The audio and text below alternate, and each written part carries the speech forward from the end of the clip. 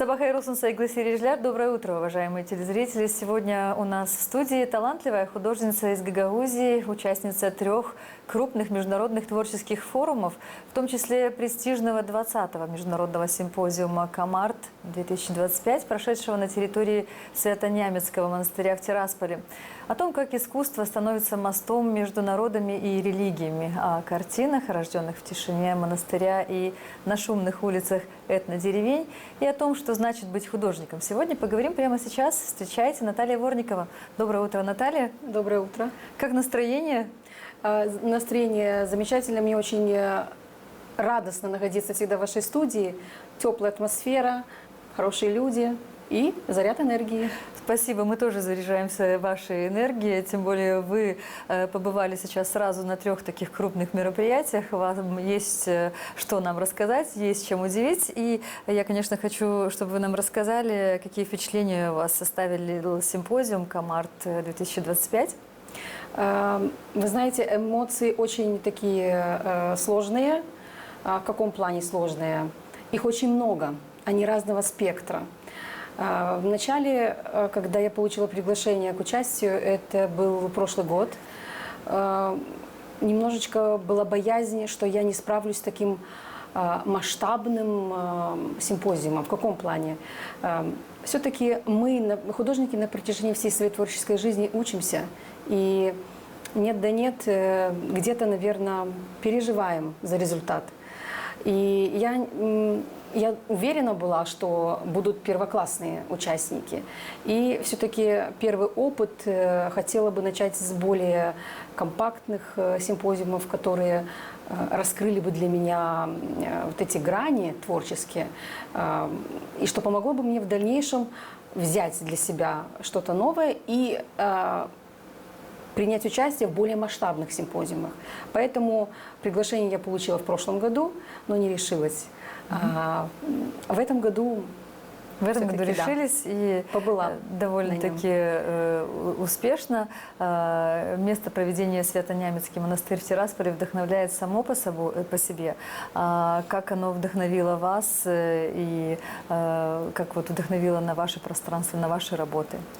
Там сам дух такой располагает к творчеству, и не только к творчеству, заставляет подумать о многом, задуматься, остановиться на минутку. Темп жизни сейчас очень быстрый. Такое ощущение, что нам всегда не хватает времени. Как бы мы его ни запланировали, как будто всегда чего-то не хватает. Но жизнь в монастыре, уединенное вот это время, когда мы находились с художниками, творчески работали, дала возможность нам не только общаться друг с другом, но находиться наедине, проникнуться всей вот этой атмосферой благодати и взглянуть внутрь себя. Потому что были художники-представители разных конфессий, совершенно разных взглядов, но атмосфера, которая витала в нашем творческом вот этом порыве, она все-таки располагала именно к созданию таких высокодуховных, наполненных работ. И я думаю, что все, кто принимал участие, также зарядились, получили эмоциональный такой заряд. И я уверена, что очень надолго останутся эти впечатления. Симпозиум был посвящен 1700-летию Вселенского собора и 20-летию Международной творческой ассоциации «Камарт». Как эти темы отразились тоже в ваших произведениях? Как я уже говорила, в первую очередь симпозиум носил, наверное, такой статус паломнического, так как с 11 по 22 июня мы находились на территории Приднестровья, и первая половина симпозиума была ознакомительная. Организатор, председатель творческого объединения «Камарт» Юрий Иванович Салко, замечательный художник, очень много регалий имеет, мне сложно вспомнить все, но самое главное это то, что он прекрасный человек, прекрасный художник и первоклассный организатор. Очень важно сплотить людей, которые впервые приезжают, очень важно найти подход к каждому, несмотря на то, что были иностранцы, не владеющие русским языком. К концу симпозиума у меня такое впечатление, что мы понимали друг друга. Вы говорили на одном только языке глядя художников. друг другу в глаза. Да. Вот. И, как я уже сказала, симпозиум носил, наверное, такой какой-то характер паломничества, потому что первые 5 дней мы знакомились не только с самой богатой культурой, потому что Приднестровье богато разными национальностями. И, насколько я знаю, несколько языков являются государственными. Нам была представлена интересная экскурсия по городу. Мы посетили, в первый же день мы посетили удивительной красоты монастырь, который частично, ну, практически наполовину находится под землей. Монастырь XVI века. У нас есть фотографии, давайте мы посмотрим, Да. и вы будете их комментировать. Это Да, конечно. Приднестровье, да? Да. Это итоговая выставка. Все художники в фартуках с логотипом Комарт. Нас было около 30 человек, довольно. Вот этот красивый храм, который находится частично под землей, и он прошел реставрацию. Это собор Марфы Марии в Каушанах. Тоже прекрасные росписи. Вы знаете, заходишь и захватывает дух. Это часовня, которая находится на площади в Тирасполе, а также там мемориал памяти погибшим на войне. Это крепость Бендерская, которая также бурю эмоций вызвала у Знаменитая, всех. да. Независимо от того, первый раз попал или второй раз, эмоции, конечно, зашкаливали, потому что нас сопровождал гид. Он рассказывал о том, какие события происходили. Практически можно было снять фильм по той информации, которую нам рассказывал гид. Вот. Конечно, бесчисленное количество фотографий, эмоций. Даже солнце нас не останавливало. Мы побывали в кафедральном соборе, где нас встретил архиепископ Савва, получили благословение. Это костел, который находится в городе Рашков, очень интересный город со своей историей, город, который сочетает в себе разные религии, Да. представители разных религий. Это вручение дипломов на завершении выставки отец Паисий, настоятель храма, и Юрий Иванович. Это одна из работ, написанных на симпозиуме, называется «Путешествие». Вот, если видно, там часовня изображена, а это Купол, диалог. да. Это 2 ангела, которые ведут беседу. Я вдохновилась, конечно, нахождением на территории монастыря. Очень такая уединенная атмосфера. И люди, вот вы знаете, говорят, люди красят место. Не место красит людей, а люди. Люди настолько открытые, дружелюбные. Вот такое ощущение, что я их знала всю жизнь. Я с некоторыми впервые увиделась. Знала по интернету, что вот существует такой-то художник, такая-то художница. Но когда мы воссоединились и работали творчески, такое впечатление, что я с рождения знала этих людей. Насколько вот такое единение душ как будто произошло. Это стоит дорогого. Это такое впечатление, наверное, как будто совершенно другая планета, возможно, да? Вот Да, да. планета, где объединяются душа, вера, религия и вот эти вот святые места. Да, вы правы.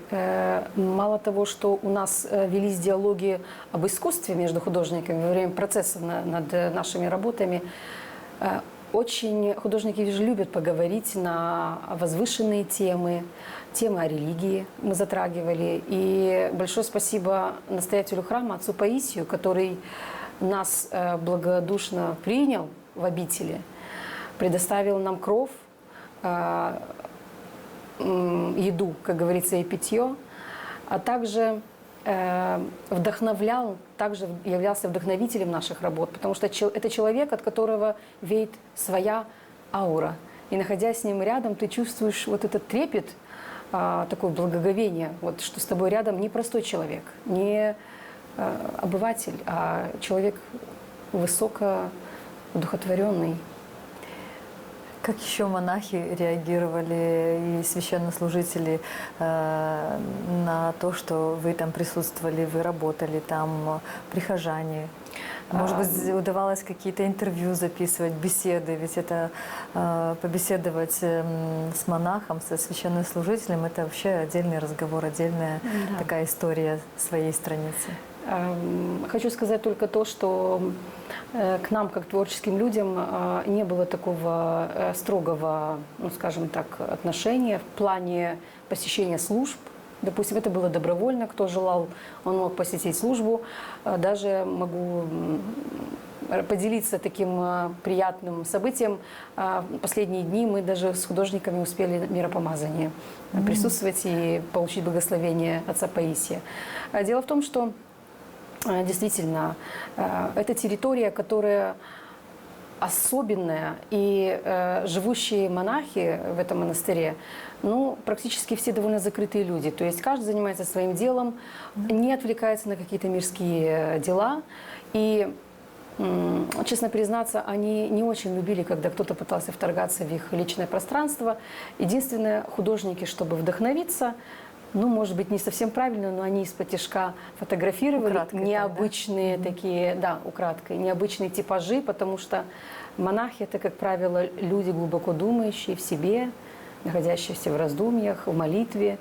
И действительно, огромное количество эмоций испытываешь, глядя на них. О чем же он думает? Потому что это люди, умудренные опытом. Да. Большинство – это люди в возрасте. И очень необычные типажи. Белоснежные волосы, бороды. Я думаю, Конечно. что удастся отразить в работах эти взгляды, эти лица. Я думаю, да. Да.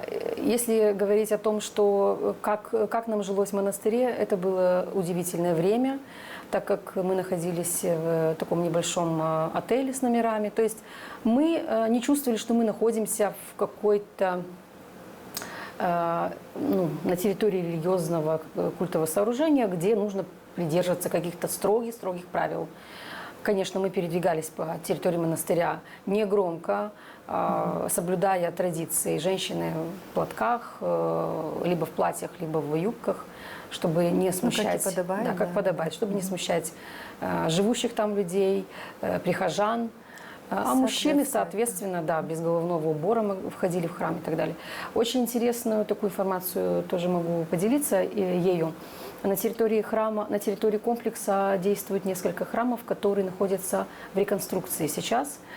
И, насколько известно, росписями занимаются приглашенные художники. Это отдельное вообще направление, конечно, которое стирает все грани реальности, наверное, потому что, видя воочию, как работают иконописцы или те люди, художники, которые расписывают храмы, это стоит дорогого. Там своя технология, конечно. Ну, не будем в это углубляться, но хочу сказать о том, что некоторые художники для себя выбрали уголок для работы именно вот в этом храме, который был под реконструкцией. Потому что там своя атмосфера, акустика бешеная. Ты заходишь, прям в ушах звенит. Огроменные потолки, и весь дух, вот ты чувствуешь, дыхание останавливается, когда заходишь в это необъятное пространство.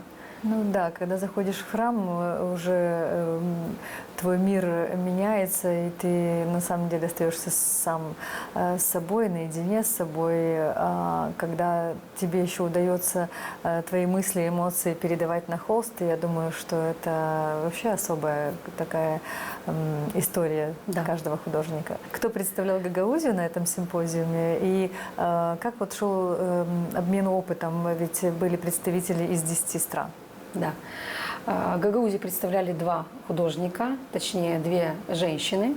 Это я и моя коллега, замечательная моя подруга Татьяна Касып-Тетриоглу.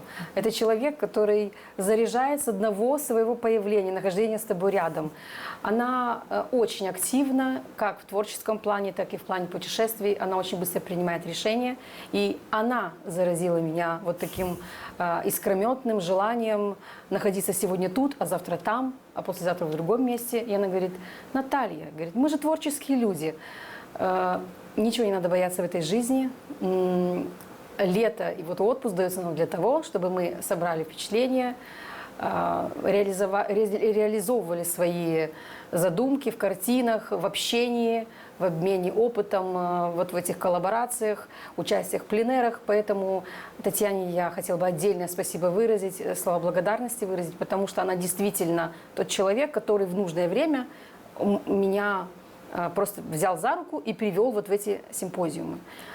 Я помню, Татьяна так молниеносно влилась в симпозиум, который был организован в Гагаузии в прошлом году, и она была тоже полна эмоций. Она говорит, я просто случайно узнала, заехала, и вот тоже получилось принять участие, показать свои работы и подружиться еще больше с художниками Гагаузии. А она сама из Бессарабки. Татьяна из Бессарабки, но она очень активна и заряжает энергией всех вокруг.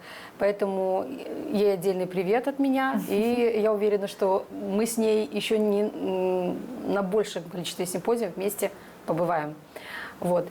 Возвращаясь к вашему вопросу, да, я хотела бы добавить, что действительно было 10 стран представлено.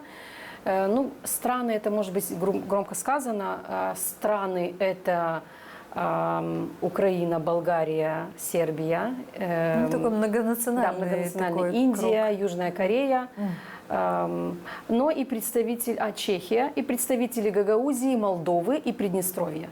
И вот если перечислить вот эти населенные, скажем так, пункты, города, страны, то в общей сложности около 10 получается.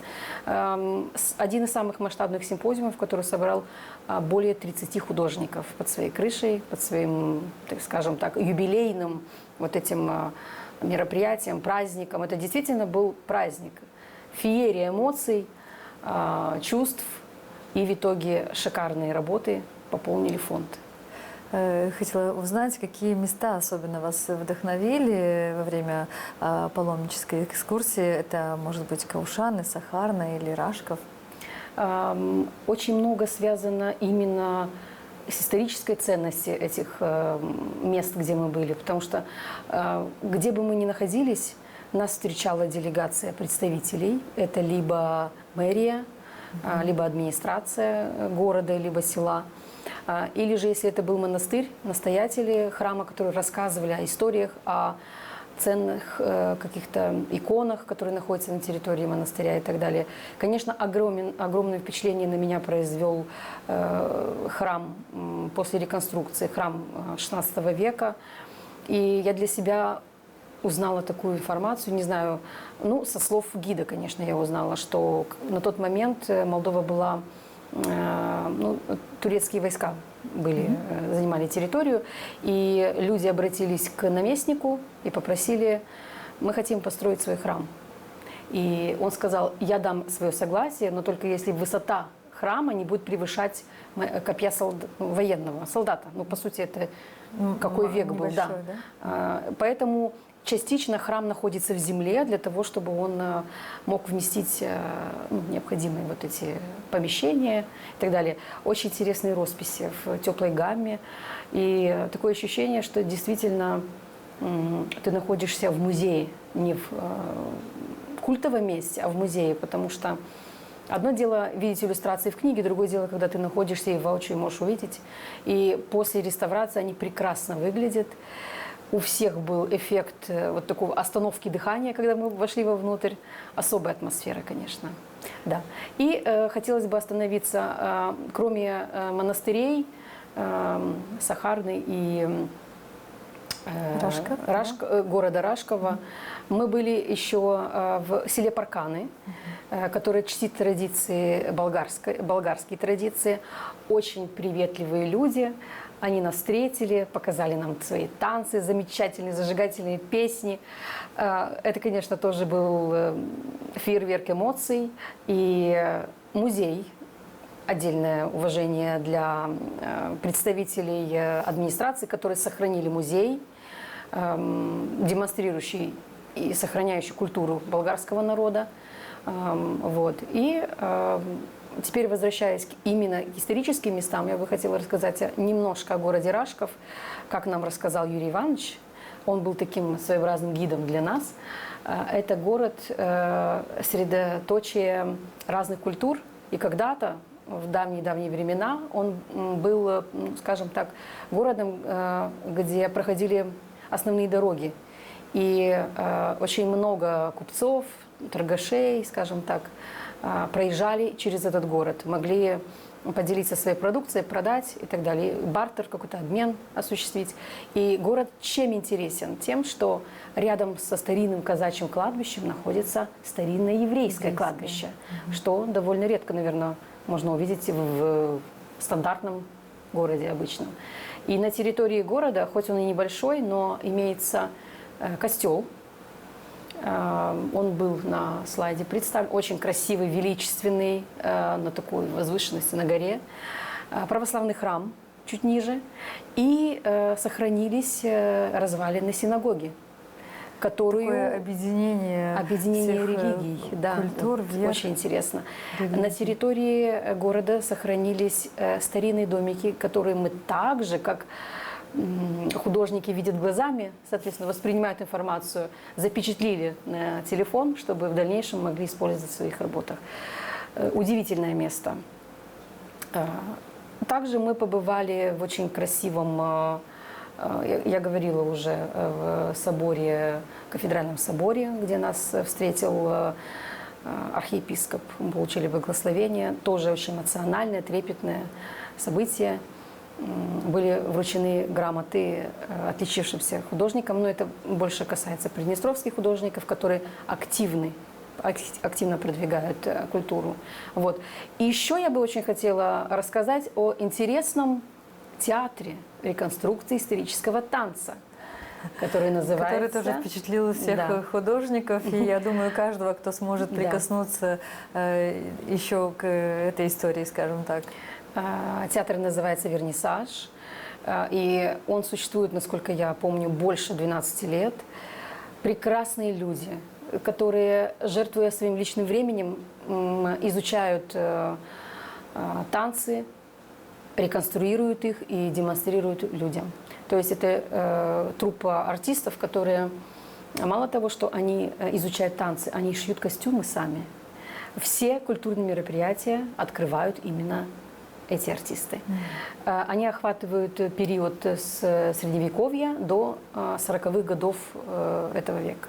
Ну, прошлого века, получается. Прекрасные люди, прекрасные танцы. На фоне и крепости, на фоне этих замечательных мест, я думаю, что это еще больше вас воодушевило, впечатлило, и столько эмоций вы привезли, каждый на свою родину. Я думаю, что это, я уверена, что это все, эти ваши творения будут удивлять и нас. Какие еще работы были написаны вами во время симпозиума? Во время симпозиума мной было написано 2 работы. Одна была по впечатлениям от этих экскурсий, которые были многочисленные и очень наполнены содержанием, фотоматериалами. То есть мы, кроме визуальных моментов, еще информацию узнали. Это очень полезно и важно. Еще бы я хотела рассказать не менее значимые экскурсии на виноконечный завод. Очень красивое место, действительно красивое, потому что оно хранит традиции как бы создания коньяков практически со своего основания. Нас встретил руководитель, рассказал нам провели экскурсию, место действительно впечатляет. Ну и я думаю, и меня, и многих телезрителей, думаю, всех впечатлила ваша экскурсия. И мы еще раз убеждаемся, что в Молдавии очень много замечательных, прекрасных мест, где можно просто собраться с семьей, пойти и увидеть, познакомиться с историей и показать, естественно, и детям. Да.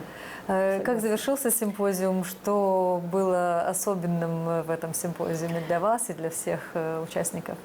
Симпозиум завершился прекрасной выставкой. Каждый художник написал по 2-3 работы, оставил, в общей сложности, если нас было около 30, каждый оставил по 2-3 работы. Огромный фонд высококлассных работ. Действительно, уровень прекрасный, потому что Приднестровье славится школой реализма, очень высоким уровнем. И художники-гости, иностранцы, не меньше показали результат. И, конечно, в конце мероприятие завершилось вручением дипломов, а также произошло интересное событие. В связи Вручение марок. в связи с 20-летием, празднованием 20-летия Комарт произошло гашение марок, комплекта марок, коллекционных марок, которые выпускаются, в принципе, по каким-то значимым событиям. В этом году у них была серия марок, приуроченная к 80-летию Победы. И вот следующая серия марок была приурочена к 20-летию Комарт. Гашение марки произошло в трапезной Свято-Нявницкого храма, где и происходила выставка и награждение. Конечно, много было репортеров, брали интервью практически у каждого художника, все делились эмоциями, все делились впечатлениями, и много гостей присутствовало, которые также очень активны. Вообще жители Приднестровья очень любят погружаться в культуру. Это дорого стоит. Да. Сразу после Тирасполя вы приняли участие в следующем форуме, это в Кагуле. Чем отличался формат, чем отличался симпозиум один от другого? Да, Кагул – это, конечно, отдельная история, потому что, насколько я поняла, организаторы в прошлом году решили приурочить это мероприятие так как Кагул был объявлен культурной столицей Молдовы. В прошлом году симпозиум начал свою жизнь, скажем, был первым и собрал художников разных стран. В этом году они повторили успех прошлого года, но чуть-чуть меньше было участников, так как таковы требования были организаторов. По условиям симпозиума предоставлялись холсты, проживание, питание, краски, все предоставлялось. Очень красивое место имеет место быть в Кагуле. Это Котихана, это озера с красивыми лилиями. И как раз сезон цветения лилий совпал с нашим симпозиумом. Сам симпозиум был назван строками из произведения Михаила Минеску. И в полной мере отражает тематику. Это водная гладь, лилии, наша природа, которая нас окружает, и трепетное отношение к ней. Художники выезжали на пленэр, что очень похвально, потому что симпозиум, он предполагает общение, а также работу на пленэре. Это могут быть выездные пленэры, а также это может быть работа в аудиториях. Кто-то писал с натуры, кто-то писал композиции. Это ежевечернее общение, потому что мы жили в разных номерах, но на ужин мы собирались все вместе. И происходил обмен эмоциями, опытом, диалогами. эмоциями. Да, налаживаются связи, это очень важно. Мы пришли к такому мнению, что художники Молдовы должны больше контактировать друг с другом, привозить выставки своих работ, либо коллективные выставки, возить по всей Молдове, по всем городам Молдовы. Не только, допустим, каждый, чтобы в своем городе организовывал, но и знакомил с творчеством молдавских художников по всей стране. Это тоже очень важно. И, конечно же, и наметились планы на следующий год и новые проекты. У нас есть фотографии с этого мероприятия. Давайте посмотрим Кагул, да? Да, Кагул. Это, конечно, главная площадь и символ Кагула. Это стелла.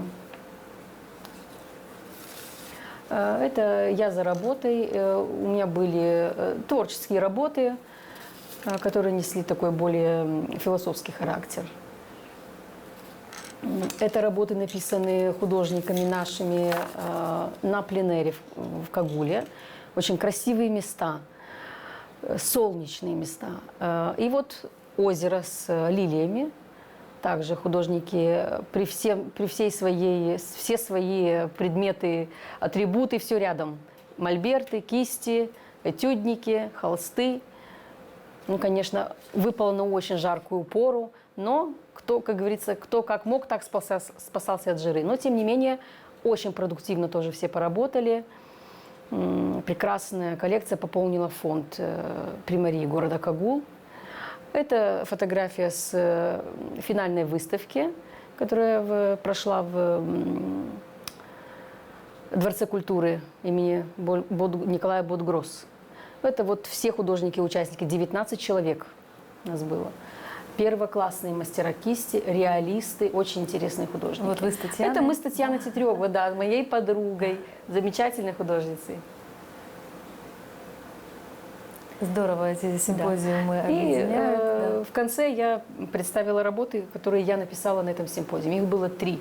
Так как сроки были немножко меньше, чем в Приднестровье, это было 5 дней. Ну, конечно же, нас тоже знакомили с достопримечательностями, и надо было выдать за короткое время хороший уровень. Поэтому пришлось неотрывно сидеть и работать. Да. Вот, конечно, да, впечатлений много, и много открытий, и много планов на дальнейшее. Потому что, находясь на симпозиуме, мы приобретаем новых друзей, мы приобретаем новые знания, не только в виде зрительных каких-то эмоций. Мы учимся чему-то у других художников, у мэтров, у тех, кто имеет уже свою устоявшуюся технику. Это важно для художника, потому что мы, живя на протяжении всей своей жизни, мы учимся. Нельзя сказать, что художник достиг всего и на этом остановиться. В такие короткие сроки вы охватили такие столь значимые для вас мероприятия. Такой багаж у вас остался. Как это дальше будет отражаться в вас, в ваших работах, на ваших холстах? Об этом мы беседовали неоднократно с Татьяной, когда приехали в Кагул. И она говорит: Наташа, я еще не могу отойти от первого симпозиума, мы уже находимся во втором. Нам еще предстоит третий. Нужно вникать, да, знакомиться с людьми. Конечно, были люди, с которыми мы уже были знакомы, но были художники, которые с нами первый раз принимали участие, либо мы с ними первый раз принимали участие. Поэтому она говорит, нужно вливаться срочно в новый коллектив, но эмоции остались еще оттуда. И она говорит, я боюсь, что когда мы уедем в Румынию, Кагул нас будет сопровождать дальше. То есть, конечно, я считаю, что нужно сделать небольшой перерыв между симпозиумами. Но так сложилось, что так как мы зарегистрированы были с Татьяной, сдвинуть мы никак ничего не могли, потому что организаторы все-таки устанавливают свои даты. Но хочу сказать только, что я счастлива, что я приняла участие в этих 3 симпозиумах. Это подстегивает, это заряжает энергией, как бы дает возможность поверить в свои силы. И находясь и видя, как работают другие художники, когда ты с ними делишься и видишь, и когда они тебя хвалят, и говорят, что «О, Наталья, супер!» Там иностранцы, много иностранцев у нас было. Конечно, да, это тебя окрыляет, и хочется творить, и творить, и творить. Если вне симпозиумов на протяжении учебного года я могла за весь год 5 картин написать, то есть это предел, потому что времени нет. Я занята основной работой и плюс семьей. То на симпозиумах я написала 6 и 4, практически 9 работ. Это очень много. Буквально вот за месяц. Здорово. Я думаю, что мы эти работы еще увидим. Конечно. Конечно. На выставках.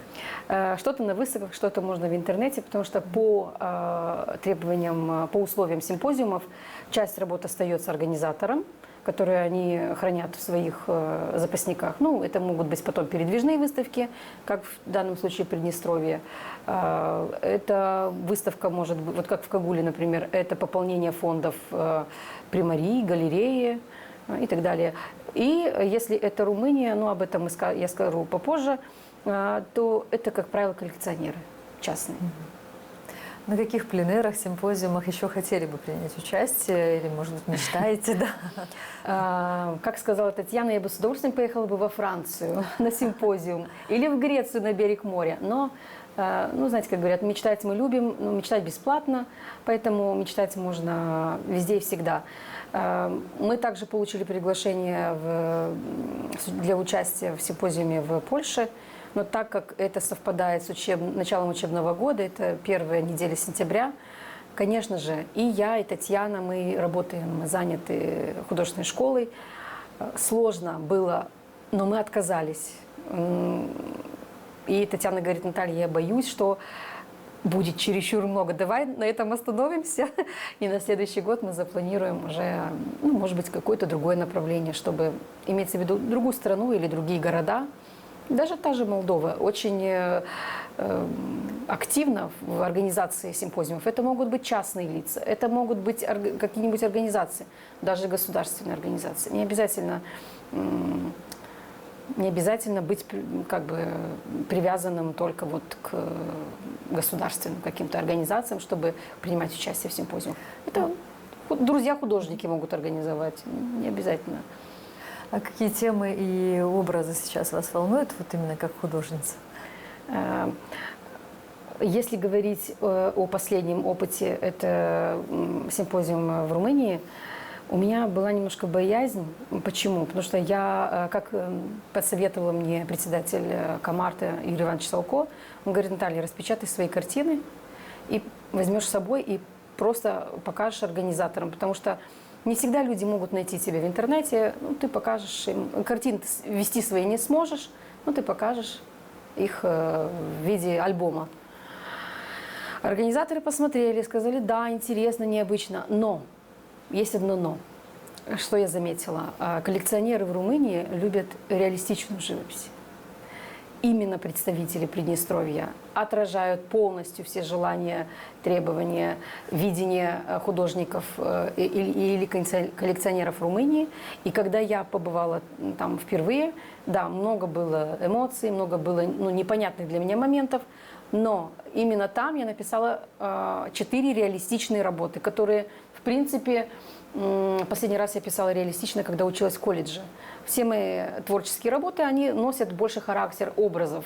Это что-то стилизованное, это что-то образное, больше наполнение, наверное, смысловое, чем визуальное. А тут, в Румынии, об этом мы тоже поговорим, сами организаторы, они хотят видеть реализм. Будь то пейзаж, будь то изображение цветов, букетов цветов, портрет, какой-то сюжет. Больше нравится все-таки европейцам, наверное, реалистичная школа. Что бы вы пожелали нашим телезрителям, особенно тем, кто интересуется искусством или начинает свой путь в живописи? Погружение в мир искусства – это очень интересно. Несмотря на то, что сейчас очень много веяний, направлений, даже можно сказать, что стираются грани между классическим искусством и между тем, что не совсем привычно нашему взгляду. Но на то мы и люди, и на то мы и можем отбирать то, что душе нравится, как бы может приглянуться. И, как говорят, на любую картину найдется свой зритель. И ограничивать только, допустим, себя в реалистичной живописи или только в графике не совсем свойственно художнику. Он пробует все везде и всегда в плане искусства. Мы, живя, мы учимся, развиваемся, растем, и с каждым разом можем выдать результат все лучше, интереснее. Опять же, просвещая зрителей таким образом, потому что мы говорим через картины со зрителем, наполняемся сами, делимся своими эмоциями, вибрациями с ближними нашими, и художниками, и людьми, с которыми мы находимся в тесном контакте. И я уверена, что подобного рода мероприятия, симпозиумы, форумы творческие, лаборатории творческие, пленеры – это то, что дает возможность развиваться. Не только общаться, но и развиваться, делиться, учиться. И это очень важно и нужно. Как и конференции, допустим, для историков, ученых, так и симпозиумы для художников и творческих людей. С нами были люди, которые пишут стихи, которые пишут музыку, и они тоже вдохновляются, наполняются энергией. Поэтому эта коллаборация может быть не только среди художников, это могут вливаться и артисты, и творческие люди, просто да. люди, которые хотят увидеть, вдохновиться историей, увидеть красоту своего родного края. Спасибо вам большое, Наталья, что сегодняшним утром вы были вместе с нами. Я вам желаю вдохновляться, творить и удивлять нас своими работами и чаще видеться на ваших выставках и не только ваших, Спасибо. на выставках работ наших художников. Спасибо большое. Спасибо большое. Уважаемые телезрители, сегодня с нами вместе была Наталья Борникова, художница Гагаузии. Спасибо, всего доброго.